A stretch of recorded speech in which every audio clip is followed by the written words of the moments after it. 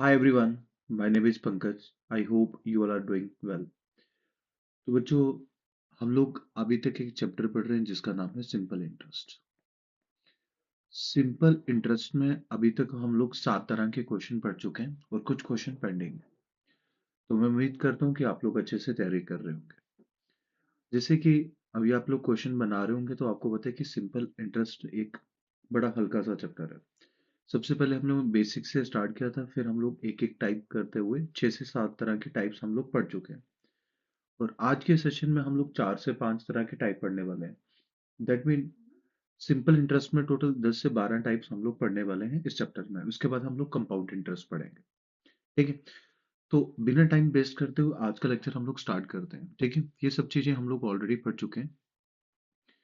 आज का जो सेशन रहने वाला है ना, वो टाइम जैसे क्वेश्चन होते हैं। ठीक है, ये हम लोग ऑलरेडी पढ़ चुके हैं। ये वाली टाइप भी हम लोग पढ़ चुके हैं। ये वाली टाइप भी हम लोग पढ़ चुके हैं। फ्रैक्शंस भी हम लोग पढ़ चुके हैं। आज हम लोग पढ़ने वाले हैं बेस्ड ऑन टाइप्स पे क्वेश्चन। ये बड़े सिंपल से क्वेश्चन होते हैं।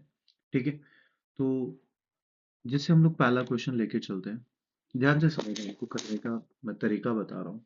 देखो, हम लोग बेसिक मेथड से भी निकाल सकते हैं या फिर एक सिंपल सा तरीका क्या है।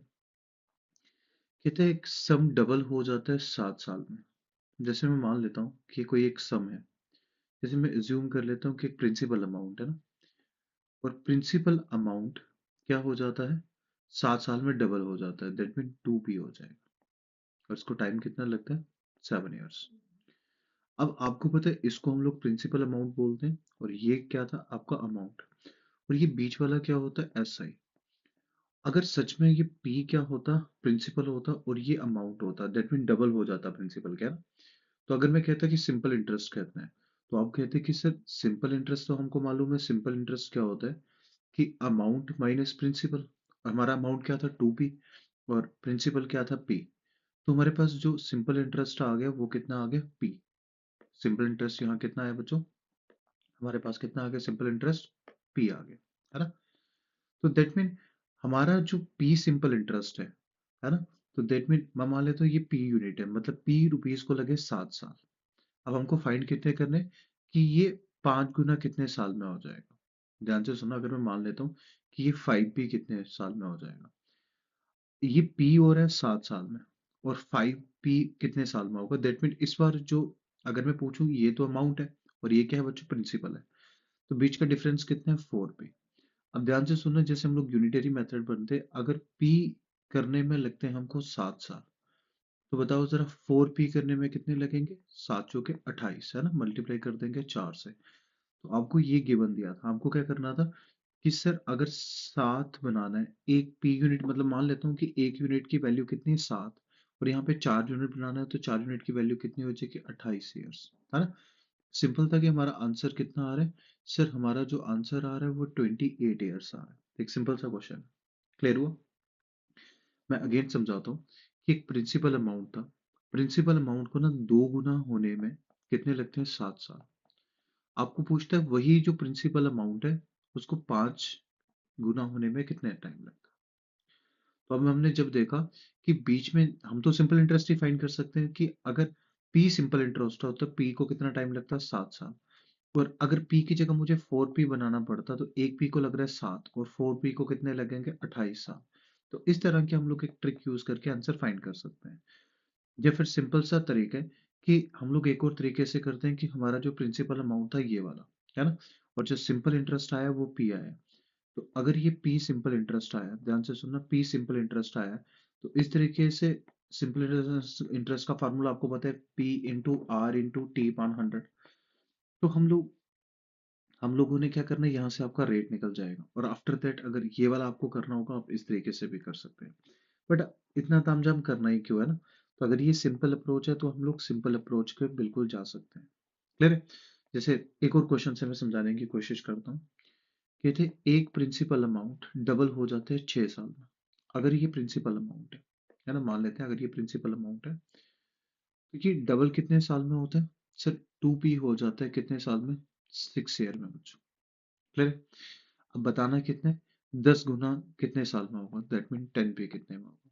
और अगेन यहाँ कितने का गैप था, कि सर अगर ये p हो रहा है 6 साल में, तो हमको फाइंड किसकी करनी है, 9p की वैल्यू।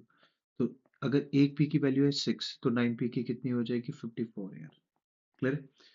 सिंपल है ना कि आप यहाँ से एक सिंपल इंटरेस्ट निकाल दीजिए। अगर पी मतलब पी पैसे कमाने में मुझे लगते हैं 6 साल, तो 9 पी पैसे कमाने में लगेंगे 54 साल। क्लियर है ना? सिंपल सा कंसेप्ट है बिल्कुल ये। ओके, एक बड़ा सिंपल सा कंसेप्ट है। वैसा ही क्वेश्चन है, सेम टू सेम क्वेश्चन बनते हैं कि अगर एक प्रिंसिपल अमाउंट है और प्रिंसिपल अमाउंट को डबल होने में बिकम्स 2 टाइम्स इन 8 साल। 2 पे के लिए लगते हैं उसको 8 ईयर। तो दैट मीन 8 साल में उसने कितना इंटरेस्ट कमाया पी। तो पी के लिए उसको कितने लगे 8 ईयर। तो हमको कितना बताना है 4 टाइम्स बताना है। क्लियर है? तो ध्यान से सुनना, ये कितना है 4 पी। बीच में जो इंटरेस्ट आएगा वो कितना आएगा 3 पी। अगर पी की वैल्यू 8 साल और 3 पी की वैल्यू कितनी होगी 8 या 24 साल, तो हमारा जो आंसर आ गया वो कितना आ गया बच्चों 24 ईयर्स। हमारे पास जो आंसर आ गया बेटा वो कितना है 24 ईयर्स। सिंपल है ना? ओके। अच्छा, नेक्स्ट क्वेश्चन आप ट्राई करना।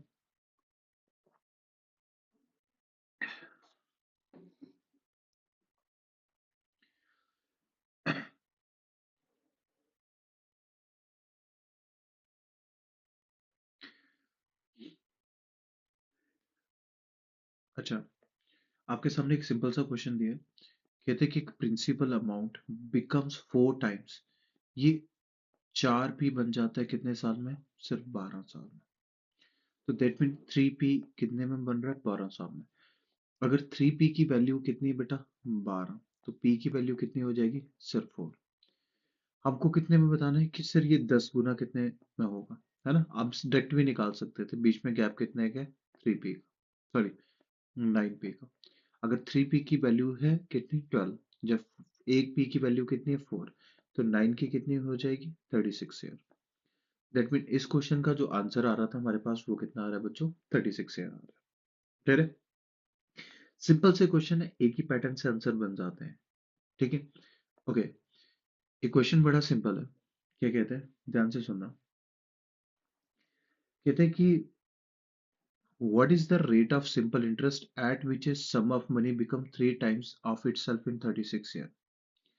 कहते हैं अगर एक अमाउंट दिया है पी और पी ना 36 ईयर्स में कितना बन जाता है 3 टाइम्स 3 पी बन जाता है।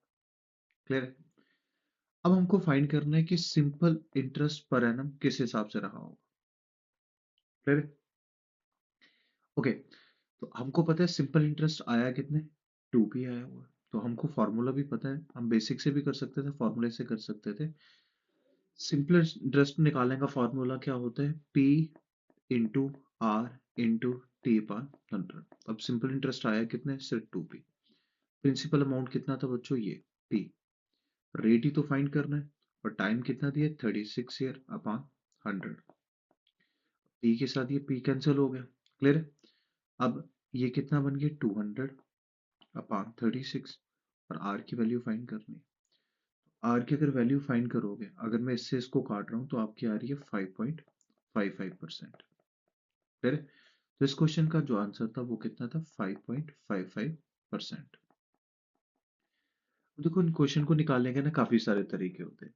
जैसे मैंने तो आपको एक तरीका बताया, बट इसका तरीका ये भी होता है कि अगर हम लोग डायरेक्ट 100% ज्यूम कर ले, है ना, दैट मीन अगर मैं मान लेता हूँ कि इसका जो प्रिंसिपल अमाउंट था 100 था और 36 सालों बाद ये कितना हो गया, सर 36 सालों बाद ना ये 300 हो गया। तो मेरे पास कितने आ रहे हैं सिर्फ 200। और 200 कितने में आ रहे हैं 36 ईयर्स में। तो मैं डायरेक्टली भी फाइंड कर सकता था कि सिर्फ 200 रुपये मैं कमा रहा हूँ कितने साल में 36 साल में। तो एक साल में मेरे को कितना कमा रहा हूँ 5.5 रुपीज। दैट मीन वही जो परसेंटेज है कि पर ईयर अगर मैं फाइंड करूँ तो 5.5% के हिसाब से। क्लियर है? देखो, ये बड़े सिंपल से क्वेश्चन है, इससे पहले हम लोग ऑलरेडी अच्छे क्वेश्चंस पढ़ चुके हैं, तो ये क्वेश्चन आपको इजीली समझ आ रहे होंगे। क्लियर है? अब जो हम लोग नेक्स्ट कंसेप्ट पढ़ने वाले हैं ये रेशियो का कंसेप्ट होता है। ये भी एक सिंपल सा कंसेप्ट है बट हम लोग यहाँ पढ़ रहे हैं। ओके, ध्यान से सुनना मेरी बात कि पहले इस क्वेश्चन को समझना। कुछ समय के बाद, है ना, जैसे उस बंदे ने कोई प्रिंसिपल अमाउंट लगा रखा था, कुछ समय के बाद मान लेता हूँ कि अगर मेरा प्रिंसिपल 5 था और अमाउंट कितना हो गया 6। यहाँ पे आपको टाइम गिवन नहीं दिया।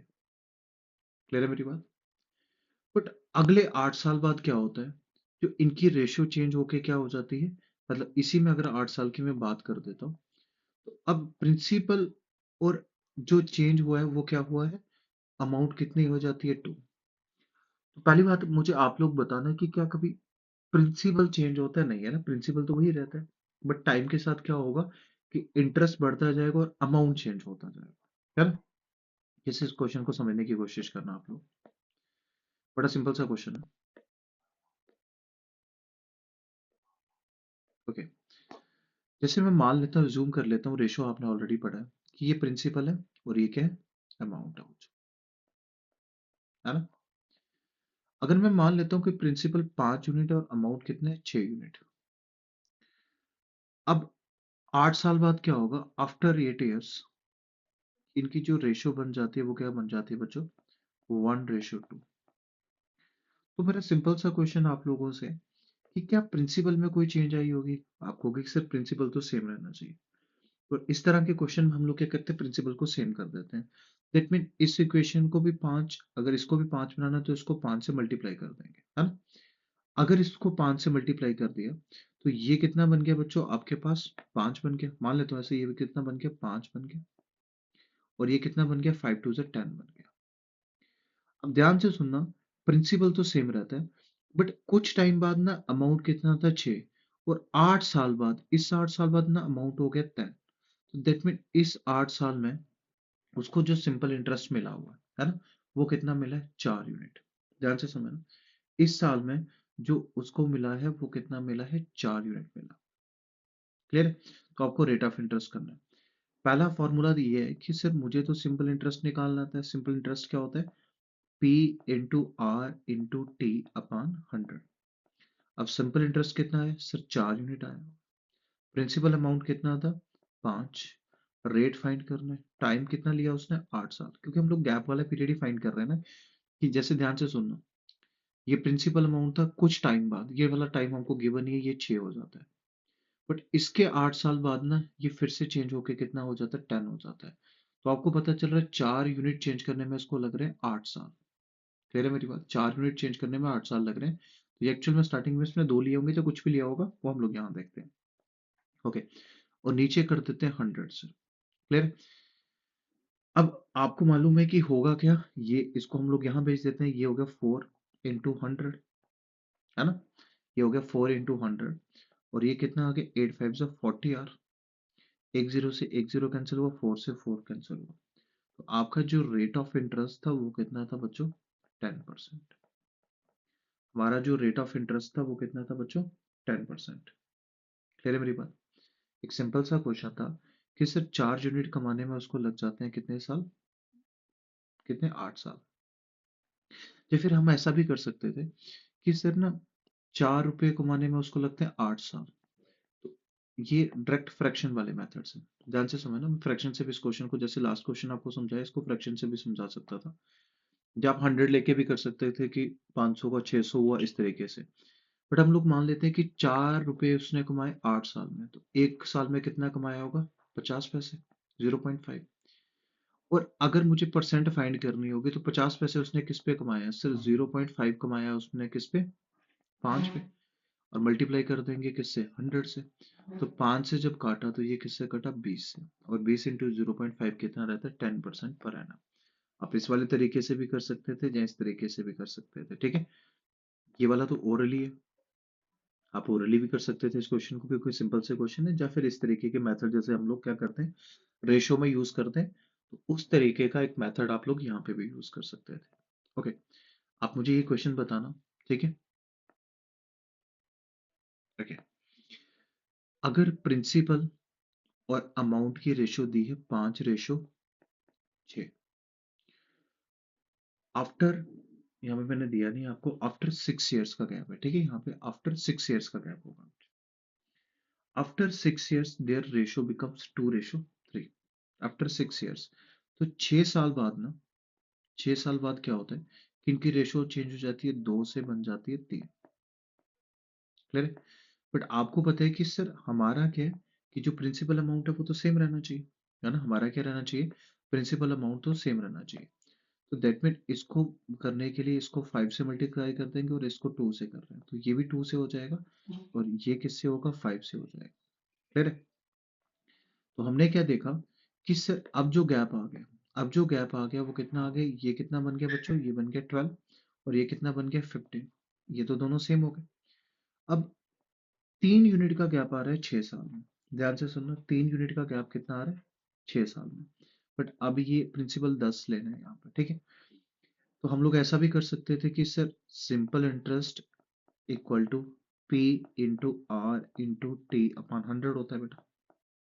अब सिंपल इंटरेस्ट कितना है, 3, और हमारे पास जो क्या है प्रिंसिपल है वो कितना है, 10 है इस बार। मल्टीप्लाई पे रेट फाइंड करना है, टाइम कितने, 6 साल, अपॉन 100 आ गया। क्लियर है मेरी बात? ओके, 3 से काटा, 3 2 6 आ गया, है ना, 10 2 20 और ये कट गया, तो दैट मीन जो आपका रेट ऑफ इंटरेस्ट होगा वो कितना आएगा बच्चों, 5%। क्लियर है? या फिर फ्रैक्शन से कर सकते हैं कि सर फ्रैक्शन से करना है तो उसने 3 रुपए कमाए हैं कितने साल में, 6 साल में, तो एक साल में वो कितना कमाता है, 0.50 पैसे। बट अगर परसेंटेज फाइंड करनी है कि पर एनम कितना कमाता है, तो 0.50 अपॉन कितना बेटा, 10। इस बार जो प्रिंसिपल अमाउंट है 10, तो मल्टीप्लाई कर देंगे 100 से, तो आपका कितना आया, सिर्फ 5% पर एनम। सिंपल सा क्वेश्चन है। क्लियर है? समझ पा रहे हो? देखो, जैसे क्वेश्चन हमने लास्ट किए थे ये भी उसी तरह का एक सिंपल सा क्वेश्चन है कि हम लोग कैसे कर रहे हैं। तो मुझे उम्मीद है कि आप लोगों को अच्छे से क्वेश्चन समझ आ रहे होंगे ये वाले। ओके, अब मुझे ये क्वेश्चन आप लोग ट्राई करना, एक सिंपल सा क्वेश्चन है। क्या कहते हैं कि एक सर्टेन सम दिया है जिसका अमाउंट क्या दिया हुआ है, 4:5। ओके, कितना दिया, ध्यान से समझना।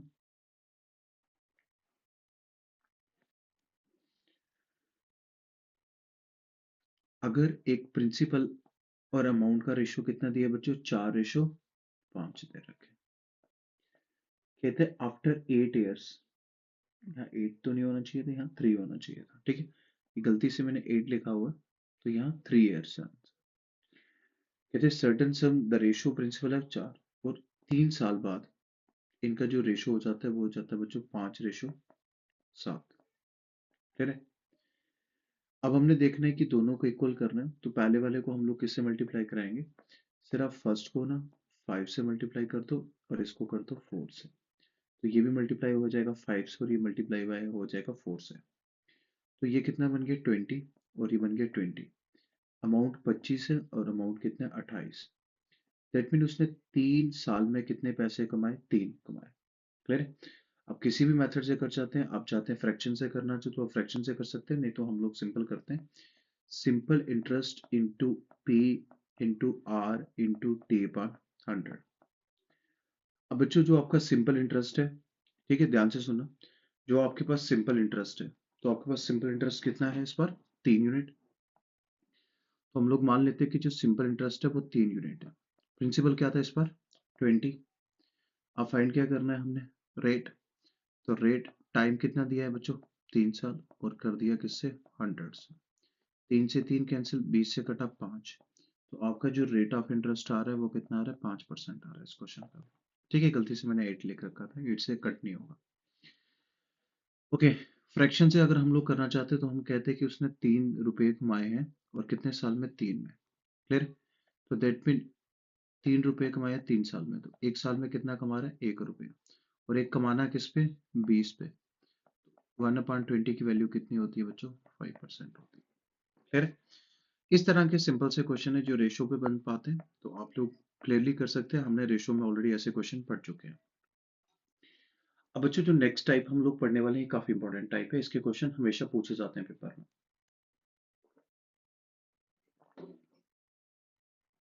ओके, अब मेरी बात ध्यान से समझना, ठीक है, कि बड़ा ही सिंपल क्वेश्चन है। इस तरह के क्वेश्चन अगर आपने ऑलरेडी एग्जाम दे रखे होंगे तो आपने इस तरह के क्वेश्चन दे रखे होंगे। अब ध्यान से समझना, कहते हैं कि sum of money at fixed simple rate of interest, that mean हर साल उसका जो सिंपल इंटरेस्ट है वो सेम रहता है। जैसे मान लेता हूँ कि स्टार्टिंग में वो उसका सिंपल इंटरेस्ट मतलब एक जो प्रिंसिपल अमाउंट दे रखा है वो पी दे रखा है आपको। अब 3 साल बाद क्या होता है, ठीक है, ध्यान से समझना, 3 साल बाद क्या होता है, ये अमाउंट बन जाता है 1630। ये क्या था? अमाउंट था। आपको प्रिंसिपल नहीं पता है, बट आपको पता है कि जैसे आपने कुछ पैसे डिपॉजिट कराए बैंक में और सिंपल इंटरेस्ट मिलता है, आपको पता भी नहीं है सिंपल इंटरेस्ट कितना मिलता है, बट 3 साल बाद ना वो पैसे हो जाते हैं आपके 1630। तो मैं कहता हूँ यार अभी भी रख दो, है ना। अब क्या होता है, 3 साल बाद वो होते हैं, बट अगर मैं स्टार्टिंग से देखूं कि 4 साल बाद, तो 4 साल बाद ये हो जाते हैं कितने? 1708। अब ध्यान से समझना, एक प्रिंसिपल अमाउंट को अगर मैं 3 साल के लिए रखता हूँ तो जो मेरा अमाउंट है वो बन जाएगा 1630। बट अगर इसी को मैं 4 साल के लिए रखता हूँ तो वो अमाउंट बन जाएगा 1708 बेटा। तो हमने क्या रियलाइज किया कि सर ये जो 1 साल था ना, 1 साल में कितने का मुझे पैसे मिले, इन दोनों का गैप ले लेते। 1 साल में ना मुझे 78 रुपये मिल रहा है। अब समझ ना, 30 में अगर मैं 70 ऐड करूं तो 1708। तो 1 साल में मुझे कितने मिल रहे हैं? सर 1 साल में मुझे 78 में मिल रहा है ना। तो यहां से मुझे पता चल गया कि ये 3 सालों में कितने मिले होंगे। तो 78 को जब हमने 3 से मल्टीप्लाई किया तो 8 कितने आते? 24। और बचा 2 इधर।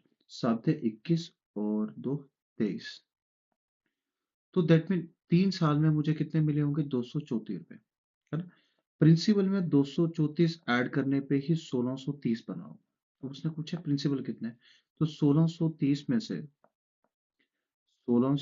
में से अगर मैं 234 निकाल दूं, 1630 में से अगर मैं 234 निकाल दूं तो मेरा प्रिंसिपल अमाउंट आ जाएगा। और जैसे ही आपने 234 निकाले तो हमारे पास आंसर कितना है? 6, यहाँ है 9, यहाँ 3 और यहाँ 1। तो दैट मीन जो प्रिंसिपल अमाउंट था वो कितना था? 1396। पहले पहले सिंपल समझ लो कि सर हमने स्टार्टिंग में जो प्रिंसिपल अमाउंट डाला था वो कितना डाला था? 1396। फिर 3 साल बाद ना वो 1630 हो गया और 4 साल बाद वो 1708 हो गया। डन। तो हमको इस क्वेश्चन में क्या करना है? सम फाइंड करना है। अगर आप लोग कहते हो कि सर क्या हम लोग इंटरेस्ट फाइंड कर सकते हैं, तो बिल्कुल। अब जैसे 1 साल का हमारे पास था, तो हमारे पास ये क्या था? प्रिंसिपल अमाउंट था, तो हम लोग फाइंड कर सकते थे। इसलिए आगे आने वाले क्वेश्चन है, पहले हम लोग ना बेसिक से समझते हैं कि टाइप को लेके चल रहे हैं कि पहले बेसिक से कैसे क्वेश्चन बन सकते हैं और आफ्टर दैट हम लोग किस तरह से क्वेश्चंस को करने वाले हैं। क्लियर है मेरी बात? ओके। अब ध्यान से सुनना, कहते हैं कि अगेन सेम क्वेश्चन है कि एक प्रिंसिपल को हम लोग क्या करते हैं कि इन्वेस्ट करते हैं, और 7 साल बाद, कितने साल बाद? सिर्फ 7 साल बाद वो अमाउंट हो जाता है 14,522। प्रिंसिपल पता नहीं कितना था बट अमाउंट हो गया। और 11 साल बाद वो अमाउंट हो जाता है 18,906 बच्चों। अब हमने क्या देखा कि सर ये 4 साल का गैप तो मुझे पता चल रहा है, और जब मैंने 6 में से 2 निकाले तो बचे कितने? 4। फिर कितने बचे बेटा? 8। यहाँ आ गया 3 और यहाँ आ गया 4। तो दैट मीन 4 साल में वो कितने पैसे निकाल रहा है? याद रखना, 4384। 1 साल में कितने हो गए? 4 1 4, 4 9 36, और चला गया यहाँ पे, है ना। अगर 4 साल में कितने कमा रहा है वो? ध्यान से सुनना, कितने कमा रहा है? 4 1 4 और यहाँ था 3। दैट मीन 4 से अगर 100 से आ रहा है 400। अब इसको डिवाइड करके देखना किससे कट रहा है ये। फिर से लिख देता हूँ। हमारे पास क्या टर्म थी? 4 की वैल्यू कितनी आ रखी थी? 4384, है ना, यही थी ना। 4384। इसको मुझे डिवाइड करना है किससे? 4 से। तो 4 से 4 कटा, है ना, 43 काट लेते हैं चाहिए। 10 से कटा और 96। ठीक है, ठीक है। तो दैट मीन एक ईयर की वैल्यू कितनी आ रही है? 1096। हमको फाइंड कितनी करनी? 7 साल की, है ना। आपको कितने की फाइंड करनी है बच्चों? 7 साल की। तो अगर मैं इसको 7 से मल्टीप्लाई कर दूं, 7 6 54, है ना। आपको किससे फाइंड करनी है? 7 साल की। 87 की 42, सॉरी। तो ये आ गया 2, ये कितना आ गया बच्चों 7, ये कितना आ गया 6 और ये 7। एक बार आप लोग क्रॉस चेक फिर से कर लेना। चल से कि 42, 4 इधर 67, 6 इधर 6 का 67 7। ठीक है, ठीक है बच्चों।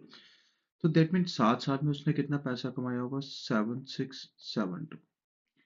अगर मुझे इस क्वेश्चन में भी सिर्फ प्रिंसिपल फाइंड करना है तो मैं क्या करता हूँ, अपने अमाउंट में से ये वाले पैसे फाइंड निकाल देता हूँ। तो 14522 में से मैंने क्या माइनस कर दिया 7672। जैसे आपने ये अमाउंट माइनस किया, 2 में से 2 गए 0, 12 में से 7 के 5 है ना, यहाँ कितने बचे थे 14 में से 6 के 8, या 13 में से 7 के 6। तो दैट मीन हमारा जो प्रिंसिपल अमाउंट था वो कितना था बेटा 6850। ध्यान से सुनना, हमारे पास जो अमाउंट था वो कितना था बच्चों 6850। क्लियर है? ओके, नेक्स्ट पे चलते हैं। नेक्स्ट क्वेश्चन बड़ा सिंपल सा, आप लोग ट्राई कर सकते हैं। क्या कहते हैं कि एक प्रिंसिपल अमाउंट 4 साल में किस अमाउंट में चेंज हो जाता है। सिर्फ 4 साल में ये चेंज होके बन जाता है 6000। और अगर हम लोग 7 साल की बात करते हैं तो 7 साल में ये चेंज होके बन जाता है 6750। आ जाना ए। तो 7 साल में कितना बन जाता है 6750। तो यहाँ कितने का डिफरेंस आ रहा है, 3 साल में ये कितना बन रहा है 750। अगर 3 साल में ये 750 बन रहा है तो बच्चों 1 साल में कितना होगा। सर अगर हम लोग एक बात की करते तो 1 साल में होगा 250। तो स्टार्टिंग में 4 साल थे तो 4 साल में कितना कमा दिया होगा 1000, है ना। अगर 1000 6 में से निकालूं तो प्रिंसिपल का अमाउंट कितना रहा होगा बच्चों 5000 रहा। क्लियर है मेरी बात। तो प्रिंसिपल अमाउंट कितना रहा है बच्चों 5000 रहा होगा। दैट मीन हमारा आंसर क्या पूछा है, इस बार भी सम पूछा है, तो आंसर कितना हो जाएगा 5000। बड़े सिंपल से क्वेश्चन है और ये काफी इंपॉर्टेंट क्वेश्चन भी है क्योंकि पेपर में इस तरह के क्वेश्चन बच्चों पूछे जाते हैं। ओके, नेक्स्ट क्वेश्चन पे चलते हैं। सेम ऐसे ही क्वेश्चन है कि सम को कितने कितने साल बाद होता है, 1 साल बाद ये किस अमाउंट में चेंज हो जाता है 6076। और 4 साल बाद ये किस में चेंज हो जाता है 7504। तो हमने देखा कि बीच में कितने साल का गैप आ रहा है 3 साल में। फिर कितने साल का गैप आ रहा है 3 साल का गैप। ओके, 3 साल का गैप ही है। ओके, अगर ये 3 साल का गैप है तो 3 साल में देखना जरा कितना आ रहा है, 6 में से 2 गए, अच्छा 4 था ये, 4 में से 6 गए तो मतलब आप ऐसे मान के चलते हैं ये कितना आ रहा है 1428 का गैप आ रहा है शायद। 1428 का ही आ रहा है, एक बार चेक कर लेना। ठीक है, तो 3 ईयर की जो वैल्यू आ रही है बच्चों वो कितनी आ रही है 1428 आ रही है। 1 साल की कितनी आएगी, डिवाइड कर दो, 3 4 जा 12, 76। दैट मीन इस साल में उसने कितना कमाया होगा 476। और 6076 में से 476 अगर मैंने फाइंड किया तो जो मेरा प्रिंसिपल अमाउंट था वो कितना आ गया 5600। क्योंकि 400 सीधा निकाल दो और 76 निकाल दो तो सीधा बचा 5600। बट इस बार ना उसने रेट ऑफ इंटरेस्ट पूछा है और rate of interest per annum के हिसाब से होता है। दैट मीन वो 1 साल में कितने कैसे कमा रहे हैं, सिर्फ 1 साल में कमा रहा है कितने 476। और किस पे कमा रहे हैं 5600 पे कमा रहा है। सीधा परसेंटेज फाइंड कर लेते हैं और मल्टीप्लाई कर दो किससे 100 से, ये 2 जीरो कैंसिल। अगर आप इससे इसको डिवाइड करोगे तो आपका जो आंसर आएगा वो आएगा 8.5% पर एनम। या फिर हम लोग ऐसा भी फाइंड कर सकते थे कि simple interest into P into R into T upon 100। तो सिंपल इंटरेस्ट कितने रुपीज का था 476। प्रिंसिपल अमाउंट कितना था 5600। रेट फाइंड करना था, टाइम कितना था 1 साल और ये था 100। तो 1 जीरो से 1 जीरो कैंसिल, तब भी आपका वही आंसर आता। ठीक है, 8.5%। क्लियर है? ओके, एक और क्वेश्चन ट्राई करते हैं। कहते हैं कि एक प्रिंसिपल अमाउंट कितने साल बाद, 3 साल बाद कितना हो जाता है 6000 हो जाता है। और यही प्रिंसिपल अमाउंट 7 साल बाद कितना हो जाता है 10,500। तो हम लोग यहाँ से गैप फाइंड कर लेंगे, कितने साल का गैप आ रहा है 4 साल का गैप आ रहा है। सॉरी सॉरी, यहाँ पे दे रखा है 7.6। दैट मीन ये था 7 साल 6, मतलब 7.5 साल लिख देता हूँ। 7 साल 6 मंथ मतलब 7.5 साल। तो ये गैप आ रहा है 4.5 ईयर का। ठीक है, ये गैप कितना आ रहा है?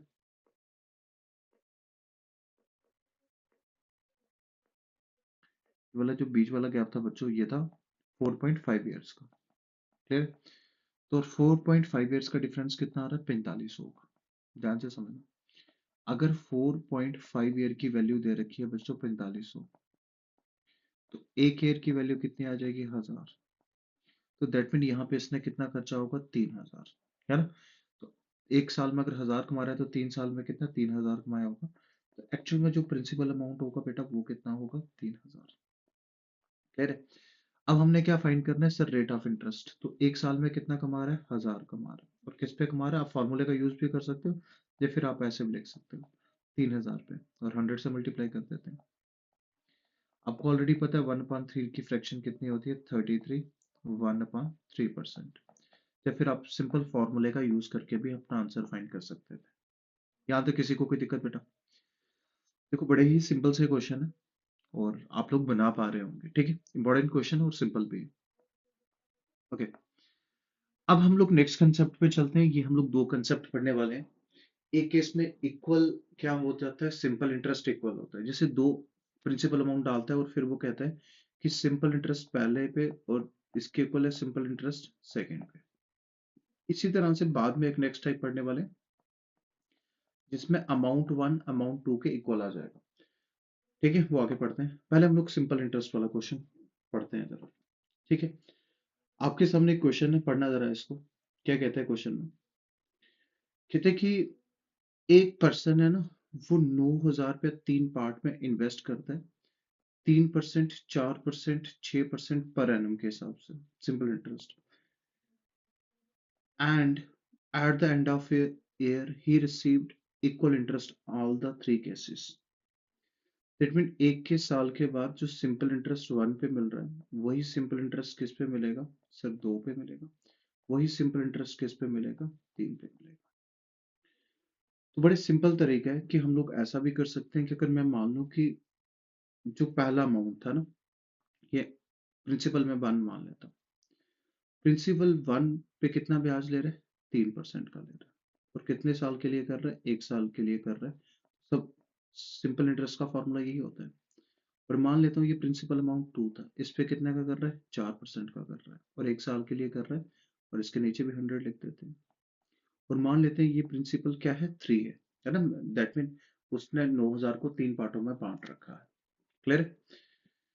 ओके, तो ये कितने साल के लिए? सर 6% के कर रहा है, एक साल के लिए कर रहा है 100। तो ये तो आपका 100 कट हो गया। ये बन गया 3P1 equal to 4P2 equal to 6P3। इसको ना मैंने आपको सिखाया, जब हम लोगों ने फ्रैक्शन पढ़ी थी तो हमने अच्छे से सीखा था कि किस तरह से किया जाता है। आपको काफी सारे मेथड सिखाए थे। एक मेथड सिखाया था कि इन सबका एलसीएम ले लो। जैसे इनका एलसीएम कितना आ गया?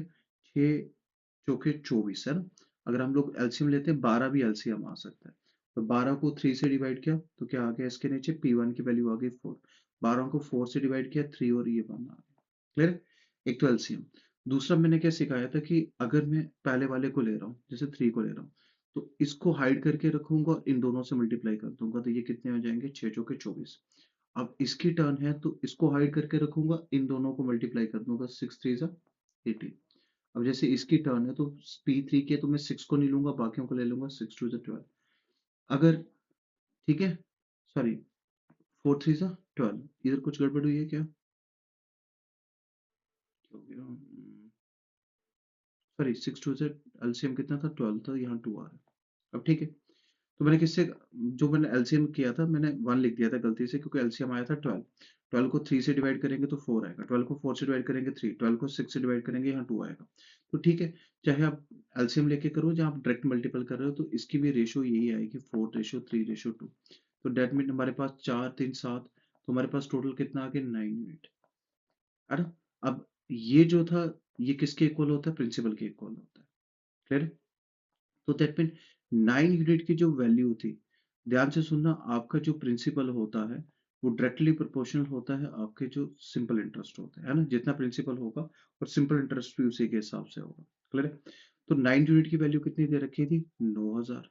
पूछी किसकी है? Find the amount invested at 6%। 6% पे कौन सा था? P3। तो that mean we have to find the value of 2। Clear है? तो ध्यान रखना, अगर 9 यूनिट की वैल्यू 9000 दे रखी है, तो 1 यूनिट की वैल्यू कितनी होगी बच्चों? 1000। And we have to find the value of 6%, तो इसकी वैल्यू कितनी हो जाएगी? 2000। अगर आपको 4% वाला पूछता तो इसकी वैल्यू कितनी हो जाती? 3000। और अगर आपको क्या पूछता? 3% वाला पूछता तो इसका आंसर कितना हो जाता? 4000। क्लियर है? एक सिंपल सा क्वेश्चन है। ऐसे क्वेश्चन हम लोग ऑलरेडी कहाँ पढ़ चुके हैं? सिर्फ ऐसे क्वेश्चन हम लोग ऑलरेडी कहाँ पढ़ चुके हैं कि सर जब हम लोग बात करते हैं तो हम लोग ऑलरेडी इस तरह के क्वेश्चन रेशो में पढ़ चुके हैं कि कैसे कंपैरिजन किया जाता है।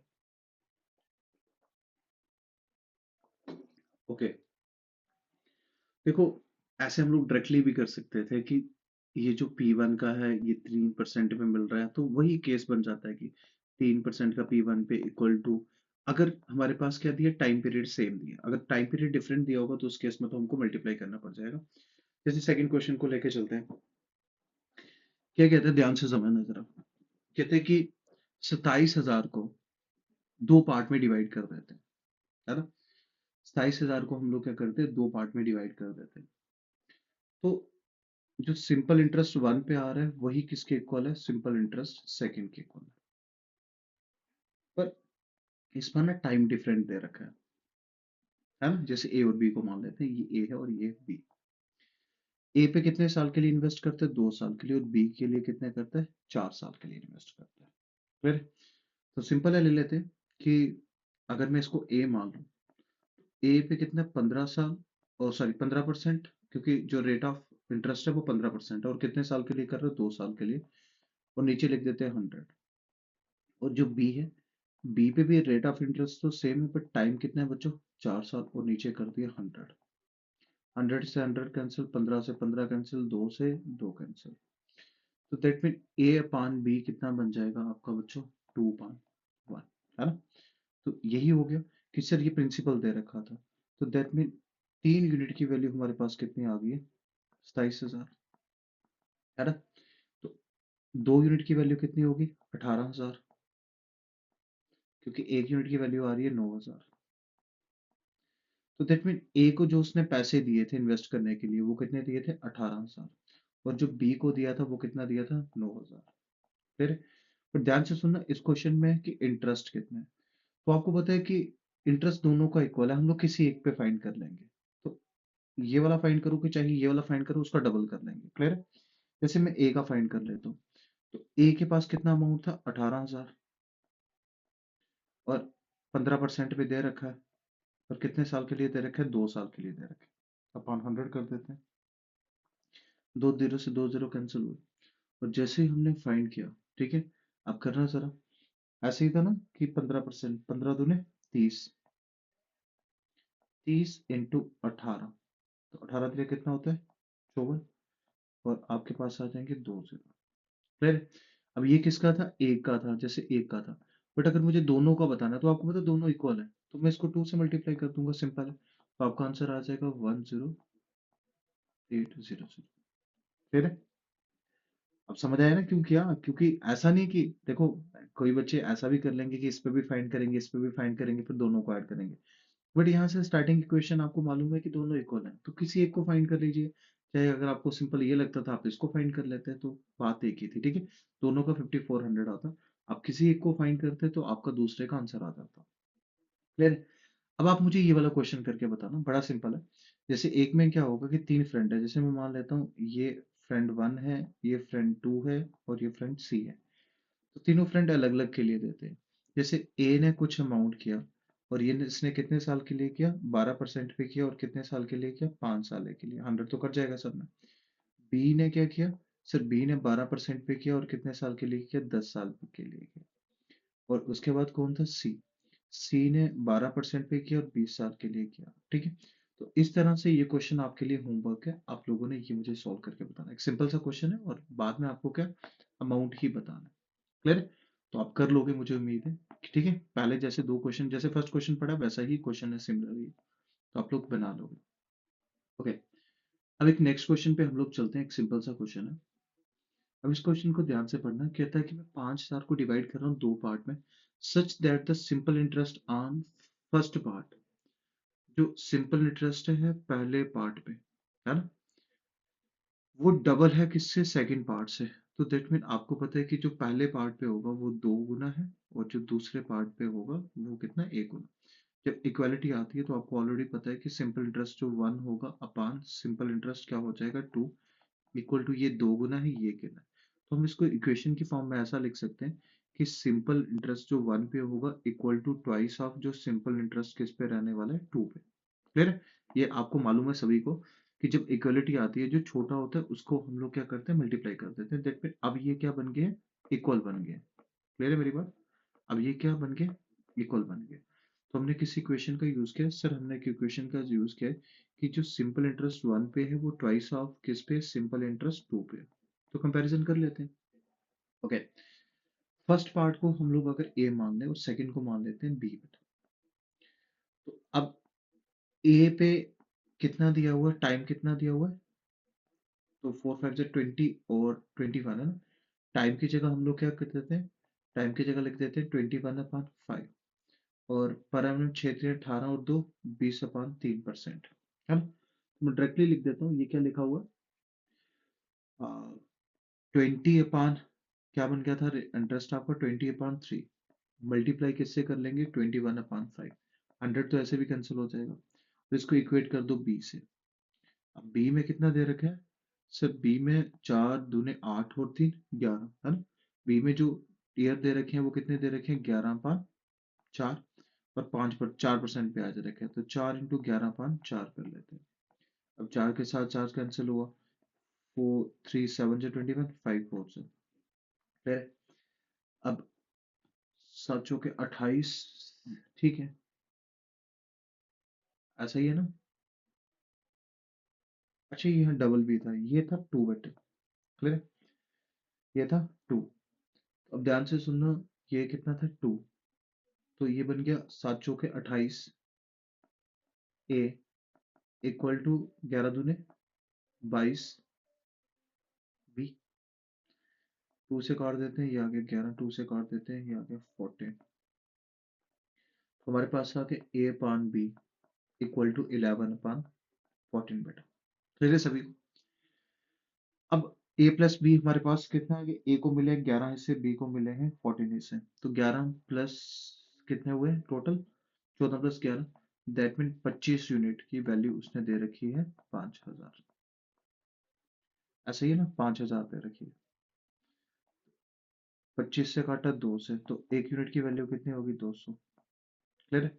बट क्वेश्चन में देख लेते हैं, क्वेश्चन में उसने क्या पूछा है कि उसने रेशियो पूछी है second part two first part. Second कौन था, बी, तो दैट मीन आंसर पूछा है बी रेशियो है, तो आप अपना आंसर कर देना 14:11। अगर आंसर पूछेगा तो मल्टीप्लाई कर देना। एक को मिले होंगे 2800 और एक को मिले होंगे कितने, 2200। जैसे ए को मिले होंगे कितने, 2200, और बी को मिले होंगे 2800, तब जाके क्या बन रहा होगा, 5,000।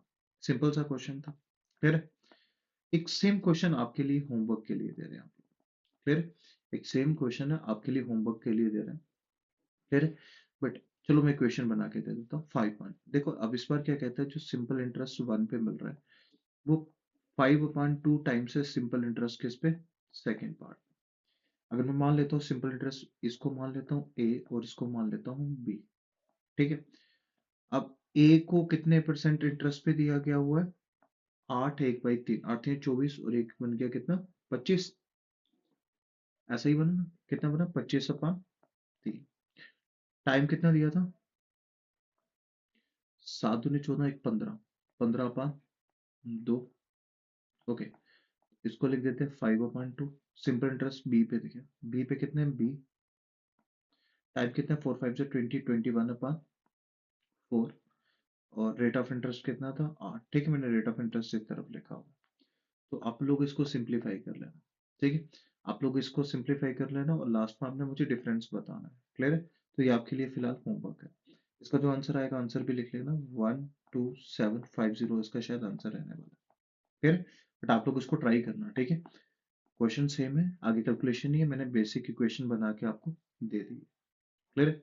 ओके, अभी तक जो हम लोग क्वेश्चन पढ़ रहे थे ना, इसमें क्या था कि सिर्फ जो मेरा सिंपल इंटरेस्ट था वो इक्वल हो रहा था, बट इसमें ना अमाउंट इक्वल हो रहा है। अब ध्यान से समझना, जैसे अमाउंट में क्या करते हैं कि दो पर्सन अमाउंट लगा लेते हैं, जैसे एक्स लगाते हैं, ये वाई लगाता है। एक्स को ना 10% ब्याज मिलता है, कितने, 3 साल के लिए। तो एक्चुअल में एक्स की जो वैल्यू हो जाएगी वो कितनी हो जाएगी, 130%। और ये अगर वाई लिए, तो वाई को मैं मानता हूँ कि 10% ब्याज मिलता है, कितने, 4 साल के लिए। तो ये इसका जो 140%, that mean 130% of x equal to किसके हो जाएगा, 140% ऑफ वाई। तो इस तरह से जब हम लोग कंपैरिजन करते हैं अमाउंट का, अभी तक जो था वो सिंपल इंटरेस्ट का था, दैट मीन इस 30 और इस 40 का कंपैरिजन चल रहा था। क्लियर है मेरी बात? ओके। अब ध्यान से समझना जरा इस क्वेश्चन को। कहते हैं कि if the amount obtained by, दो लोग ना 90 100, अच्छा ये ए दिया हुआ है, एक पर्सन है ए, ये ना 90 100 अमाउंट को इन्वेस्ट कर देते हैं, कितने साल के लिए, 3 साल के लिए। इसका जो प्रिंसिपल अमाउंट है वो इतना है, टाइम कितना है, 3 साल है, और जो रेट ऑफ इंटरेस्ट है वो कितना है, 10% के करीब। अब ये किसके इक्वल हो जाता है बच्चों, बी के इक्वल है। अब बी का जो प्रिंसिपल अमाउंट है वो दे नहीं रखा है ना, तो इसका आपको मालूम ही नहीं है, सर्टेन सम लिखा हुआ है। और टाइम कितना दिया है इस बार, 5 साल, और इसका जो रेट ऑफ इंटरेस्ट दिया है वो कितना दिया है, 8%। अब आपने क्या करना है, amount of A equal to amount of B के इक्वल करना है।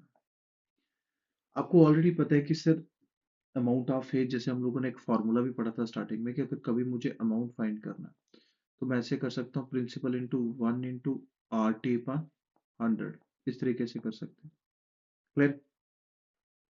आ जाना।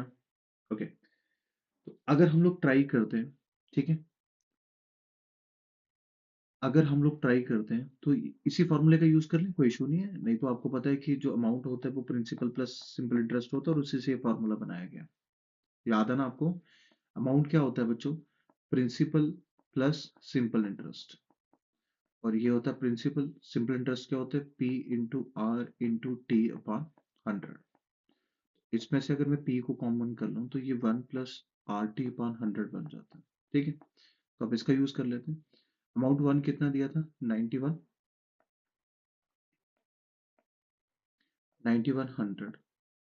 मल्टीप्लाई 1 प्लस रेट कितना है, 3, और सॉरी टाइम, रेट कितना है, 10%, टाइम कितना दिया है, 3।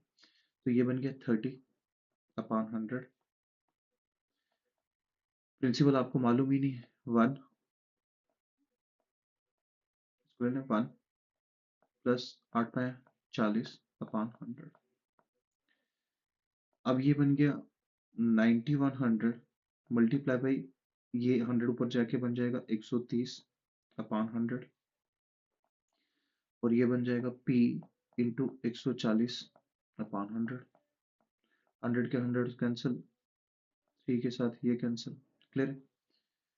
तो हमारे पास क्या आ रही है, मुझे वैल्यू किसकी पकड़नी थी, ये प्रिंसिपल अमाउंट फाइंड करना था, किसका, बी का। क्लियर है?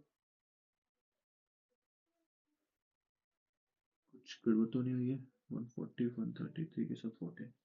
ओके। अच्छा, 14 से ये कट जाता है, जैसे कटा 7 2 जा 14, 13 7 91, तो ये आ गया 1300, 2 से काटा तो कितने से, 650, 650 इंटू 13। तो जो प्रिंसिपल अमाउंट आ जाएगा बी का, 650 को अगर 10 से किया तो 6500, 650 को 3 से किया तो आपका आ रहा है 8450। दैट मीन जो बी का प्रिंसिपल अमाउंट था, ध्यान से सुनना, जो बी का प्रिंसिपल अमाउंट था वो कितना था, 8450। क्लियर है? सिंपल सा क्वेश्चन था, आपको ऑलरेडी आते हैं ऐसे क्वेश्चन। ठीक है, सिंपल इंटरेस्ट वाले आपने कर लिए, तो अमाउंट का बस फॉर्मूले की दिक्कत है, आप ये वाला फॉर्मूला भी यूज कर सकते हैं, कोई दिक्कत नहीं, आपका आंसर बनेगा। बट क्वेश्चन में क्या पूछे, 90% of the sum invested by, तो आप कर दो 8450 को 90% निकालना है ना।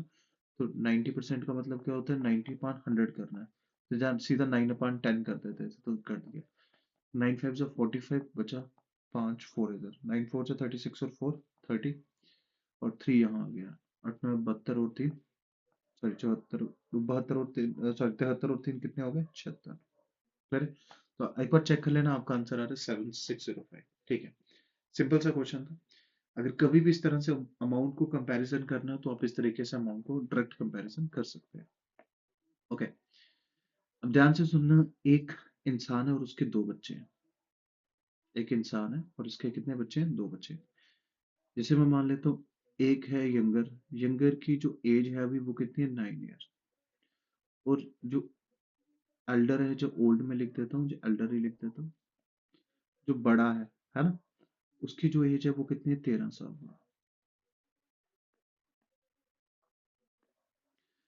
एक पर्सन है, ध्यान से समझना क्वेश्चन को। एक पर्सन है, उसके दो बच्चे हैं, एक यंगर, एक एल्डर। यंगर की जो एज है वो कितनी है? 9 साल। और जो एल्डर की एज है वो कितनी है? 13 साल। ये इतने पैसे अपने अकाउंट में डालता है और कहता है कि बताओ जरा 21 साल बाद ना इन दोनों का सेम होना चाहिए। अब ये जो जंगर है तो ये कितने साल के लिए इन्वेस्ट करेगा 21 बनाने के लिए? बताओ मुझे कि अभी इसके पास कितने सर, अभी इसके पास कितने? 9 साल के और इसने 21 बनाने। तो 9 में कितने? 21 करो कि सर इसको ना 12 साल के लिए इन्वेस्ट करने पड़ेंगे। और इसको इसको कितने के लिए करने पड़ेंगे? 9 सालों के लिए। कह रहे मेरी बात? क्योंकि 21 में जाके ना इनका अमाउंट इक्वल हो जाएगा। तो दैट मीन आपके पास टाइम भी आ गया, आ जाना। तो दैट मीन अगर ये यंगर है, यंगर को 12 साल का टाइम मिल रहा है, एल्डर को कितना मिल रहा है? 9 ईयर्स का। और रेट ऑफ इंटरेस्ट दे रखा है, तो बड़ा सिंपल सा क्वेश्चन बन जाता है कि इनका अमाउंट यंगर का किसके इक्वल आएगा? अमाउंट आ जाएगा एल्डर के इक्वल। तो फाइंड कर लेते हैं अमाउंट का वैल्यू क्या है। Sir principal amount into 1 plus, जो 100 सीधा लिख सकते हैं, आर टी अपॉन 100। इस बार ये यंगर मान लेते हैं और ये एल्डर मान लेते हैं। एल्डर का कैसे? एल्डर 1 प्लस RT अपॉन 100 बच्चों। फिर सिंपल सा क्वेश्चन है एक। ओके, प्रिंसिपल अमाउंट नहीं पता है, ठीक है, ये तो टोटल दे रखा था उसने। तो मैं इसका प्रिंसिपल अमाउंट PY मान के चलता हूँ और R1 लिख देते हैं। रेट ऑफ इंटरेस्ट कितना था? 4.5। इसने कितने साल के लिए इन्वेस्ट करना है? पहले वाले ने 12 साल के लिए। इसको 100 से पूरा ये भी लिख देते हैं और ये भी आ गया 100। अच्छा, अगर मैं एल्डर का मान रहा हूँ तो इसको मैं 100 मान के चल दूँ। ठीक है, मैं क्या कर रहा हूँ? एलसीएम कॉमन ले रहा हूँ। इसको 100, रेट ऑफ इंटरेस्ट कितने हैं? 4.5। कितने साल के लिए इन्वेस्ट करना है? 9 ईयर्स के लिए। क्लियर है मेरी बात? सॉरी, 8 साल के लिए करना है, ठीक है, सॉरी बस यहाँ मिस्टेक होगी, 13 9 22 हो जाएंगे। ये कितने साल के लिए करना है? 8 साल के लिए करना है। क्लियर है? ओके,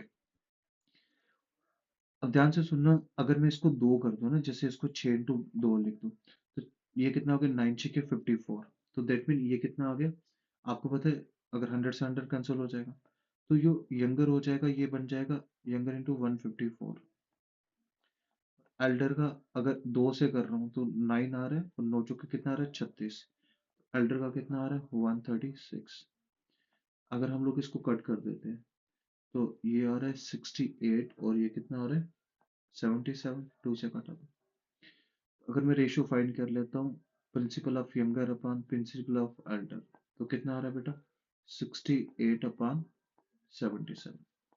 दैट मीन यंगर को उसने 68 यूनिट दे रखे होंगे और इसको कितने दे रखे होंगे? 77 यूनिट। क्लियर? क्लियर है मेरी बात? तो टोटल कितने हो गए अगर दोनों को ऐड कर दिया? तो 45 यूनिट की वैल्यू कितनी दे रखी है? 21750। यही था, 21750। अगर आप इसको इससे काटोगे तो 1 यूनिट की जो वैल्यू आएगी बच्चों वो आएगी 150 के करीब शायद। हाँ, 150 आएगी, ठीक है। हमको किसकी फाइंड करनी है? यंगर की। तो 68 × 150, आपका जो आंसर आएगा बेटा वो आएगा 10200। ठीक है, आपका जो आंसर आएगा बेटा वो क्या आएगा? यंगर का शेयर बताना था, 10200। That will be your answer. Clear है? एक बार आप कैलकुलेशन चेक कर लेना, मुझसे कहीं मिस्टेक ना हुई हो, ठीक है। बट समहाउ यही आंसर आएगा। क्लियर है? सिंपल सा क्वेश्चन था, अमाउंट को इक्वेट करना आपको आता है ऑलरेडी। अब ये एक सिंपल सा क्वेश्चन है लास्ट वाला। 3 अमाउंट दे रखे हैं, जैसे मैं मान लेता हूँ 3 है, एक ए का है, ये अमाउंट किसका है? बी का है, और ये अमाउंट किसका है? सी का है। पहले को दे रखा है 5% पे 2 साल के लिए, सबको 5% पे ही दे रखा है। तो बड़ा सिंपल है कि अगर पहला 2 साल के लिए दे रखा है तो ये आपका क्या बन जाएगा। अगर मैं अमाउंट की बात मांग रहा हूँ जैसे मामा ने, तो इसका principal principal of A 1 × RT करना है, तो सीधा कर लूँ 5 दूने 10, तो दैट मीन ये बन जाएगा 110, और नीचे 100 होगा वो कैंसिल हो जाएगा। ओके, और ये कितने के लिए 3 कर रहे हैं, तो 3 के लिए 5 क्या है ना 15, तो पी बी कितना बन जाएगा इक्वल टू 115। और ये प्रिंसिपल है सी का, तो कितने साल के लिए कर रहे हैं 4 साल के लिए, तो ये कितना बन जाएगा 120। तो अगर मैं 5 से मल्टीप्लाई कर रहा हूँ तो ये कितने से कट रहा है 22 principal of A equal to इसको कर रहे हो, तो ये कितना आ रहा है 23 प्रिंसिपल बी का, और इसको कर रहे हो तो कितने से कट रहा है 24 से कट रहे हो प्रिंसिपल सी का। अब आपको ऑलरेडी सिखाया कि हम लोग वैल्यू कैसे लेते हैं। अगर इसको कर रहे हैं तो इसको छोड़ के इन दोनों को हम लोग मल्टीप्लाई कर लेंगे। क्लियर है। तो 4 3 कितना होता है 12, 4 3 होता है 12। एक काम करें ऐसे ही लिखते हैं, पहले 23 मल्टीप्लाई बाई 24, इसका क्या बन जाएगा 22 मल्टीप्लाई 24, इसका क्या बन जाएगा 22 मल्टीप्लाई 23। तो सॉरी 2 कॉमन है सभी में, ये कितना बन जाएगा 12, ये कितना बन जाएगा 11 कर लो, या इसको भी 12 बना लो। और सॉरी ये भी कितना था 22 × 23 था, ठीक है। ये कितना बन जाएगा 11। जब आप मल्टीप्लाई कराओगे तो ये बन रहा है कितना 3 2 6, 276। ये कितना बन रहा है 2 2 4, 264, 1 3 3, ये कितना बन रहा है 253। तो डेट मीन आपके पास टोटल इसको ऐड करोगे 6 4 10 और 3 13, तो आपके पास जो टोटल वैल्यू आएगी वो आएगी 793 शायद। तो 793 यूनिट की जो वैल्यू दे रखी है वो कितनी दे रखी है 23790 है। जब आप इसको काटोगे तो 1 यूनिट की वैल्यू हमारे पास कितनी आएगी 30 आएगी। क्लियर है मेरी बात। अब फाइंड किसकी करना है ए को, तो 276 को जब हम लोग 30 से मल्टीप्लाई करेंगे तो 3 से आप मल्टीप्लाई कर सकते हो, आपका जो आंसर आएगा 8280। क्लियर है मेरी बात। तो जिसका भी पूछेगा आप लोग, अगर इसका पूछेगा तो इसको भी आप 30 से मल्टीप्लाई कर सकते हो, अगर बच्चों इसका पूछेगा तो इसको भी आप क्या कर सकते हो 30 से मल्टीप्लाई कर सकते हो। क्लियर है। तो इस तरह से ये क्वेश्चन बनाए जाएंगे। क्लियर है। तो अब हमने क्या देखा कि सर इससे पहले जो क्वेश्चन देखे थे जिसमें क्या था सिंपल इंटरेस्ट को इक्वल कर रहा था। क्लियर। और उसके बाद हमने क्या क्वेश्चन देखे कि जिसमें वो क्या कर रहा है अमाउंट को इक्वल कर रहा है। अब इसके साथ ही बेटा ये चैप्टर होता है खत्म। ठीक है। इसमें टोटल हमने 11 से 12 टाइप्स के क्वेश्चन पढ़ रखे हैं। एक सिंपल सा टॉपिक था, हमने कोशिश की है कि जितने भी क्वेश्चन इसमें बन पाते हैं, ठीक है, जितने भी क्वेश्चन इस चैप्टर में बन पाते हैं उतने क्वेश्चन हमने करने की कोशिश कर रखी है। एक सिंपल सा चैप्टर था, अगर आप काउंट करोगे तो हमने 11 से 12 टाइप्स के क्वेश्चन इसमें से कर रखे हैं। हमने कोशिश की है कि हर टाइप को हम लोग कर पाए। क्लियर है मेरी बात। अब आपने क्या करना है कि अगेन तरीका वही है कि मैंने आपको ऑलरेडी बता रखा है कि आपने जब क्वेश्चंस को नोटबुक पे नोट कर लिया। क्लियर है? पहले आपने इन्हीं क्वेश्चन को अच्छे से नोटबुक पे नोट करना है, और पहले एक बार इन्हीं क्वेश्चन को आपने बिना देख के लगाना। ठीक है। आफ्टर दैट जब आपका हाथ इन क्वेश्चन पे बैठ जाता है तो आप किसी भी बुक से क्वेश्चन लगा सकते हैं, बट सबसे पहले आपने इन क्वेश्चंस को लगाना है। क्लियर है। तो इसके साथ ही हमारा क्या होता है सिंपल इंटरेस्ट खत्म होता है। नेक्स्ट चैप्टर हम लोग पढ़ने वाले compound interest. But compound interest से पहले आपको ना सिंपल इंटरेस्ट अच्छे से पढ़ना है। और जब भी आप जैसे कोई चैप्टर पढ़ रहे हो तो आपने क्या करना है उस चैप्टर से पहले, जैसे आप लोग कहते हो कि रिवीजन करनी है, तो आपने रिवाइज करते हुए ना जो फ्रैक्शन टेबल है उसको अच्छे से रिवाइज करना है, उसको आपने हर दिन रिवाइज करना है।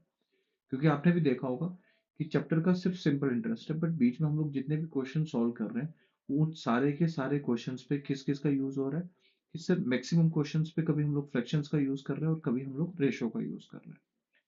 तो दैट मीन जो सबसे इंपॉर्टेंट चैप्टर है अर्थमेटिक के लिए है ना, वो क्या है रेशो और आपका परसेंटेज। तो आप हर दिन रेशो और परसेंटेज की अच्छे से तैयारी करो। फिर तो एक सिंपल इंटरेस्ट एक सिंपल सा चैप्टर था, फिर भी हम लोगों ने इसकी 11 से 12 टाइप्स पढ़ रखी हैं, और इसके साथ ही आज ये चैप्टर हम लोग कंप्लीट करते हैं। ठीक है बच्चों। तो नेक्स्ट चैप्टर जो हमारे रहने वाला है वो है compound interest. Compound interest important chapter है, जैसे सिंपल इंटरेस्ट है वैसे ही कंपाउंड इंटरेस्ट है। ठीक है। तो नेक्स्ट सेशन में नेक्स्ट क्लास में हम लोग कंपाउंड इंटरेस्ट पढ़ने वाले हैं। ठीक है। तो बच्चों ठीक है, थैंक यू।